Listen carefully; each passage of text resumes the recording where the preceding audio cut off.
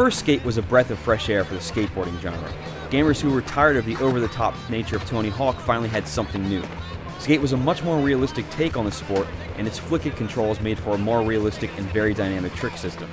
Skate 2 doesn't reinvent the first game's formula, and this is mostly a good thing. The core gameplay is largely the same. You spent hours perfecting your 540 pop shove-it, and you'll be able to easily pull it off in the sequel. It's not to say that there aren't new additions. New moves like hand plants, finger flips, foot plants, and much more have finally made it into the game.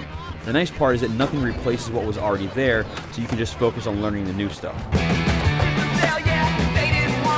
The career mode is also pretty much the same, although there's more stuff to do at any given time. There are challenges scattered across the city, and they're your standard assortment of point and combo challenges or races. Something new is that you can now jump instantly to any challenge without having to skate there. I actually find this to be a little disappointing because it negates exploration to a degree. You can still explore the city, but a lot of people are just going to jump from challenge to challenge.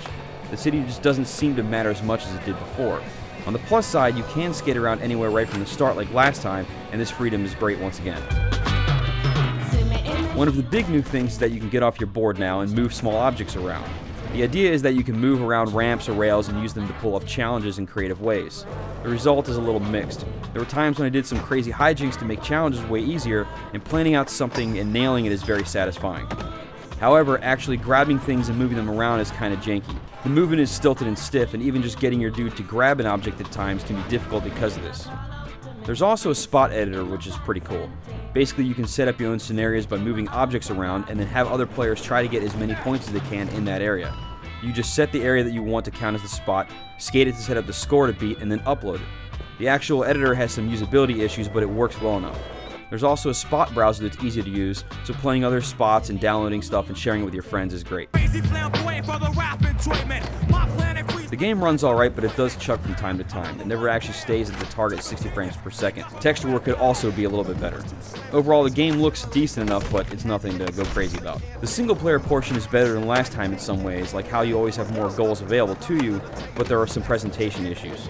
For example, one of the bigger goals in the game is to get on the cover of both Thrasher and Skate magazine. It seems like every mission tells you that this is the mission that you're going to do to get onto the cover, and then you do it, and you have to do another one because that wasn't it. And then when you do finally get on the cover, it's very anticlimactic. On the plus side, the online is awesome this time around. It actually reminds me of Burnout Paradise in a lot of ways, which is great. You can join a free skate session, and then the host can set up competitions just like before. However, there are now tons of different co-op challenges. The variety here is pretty outstanding, especially since the goals can change based on the area, giving you spot-specific challenges to try. The film editor has been updated in that there are now 2 new kinds of cameras you can use to frame your replays. One being a tripod camera that stays still, and the other a freeform follow camera that you can set at any angle around your dude. Unfortunately, some of the features such as filters have been removed, and it looks like they're going to pop up again as DLC, which is obviously lame. Overall, Skate 2 is a little disappointing because it just has incremental upgrades from the first game. However, it is still very fun, and people looking for a solid skater should pick it up. For the full review, head over to IGN.com.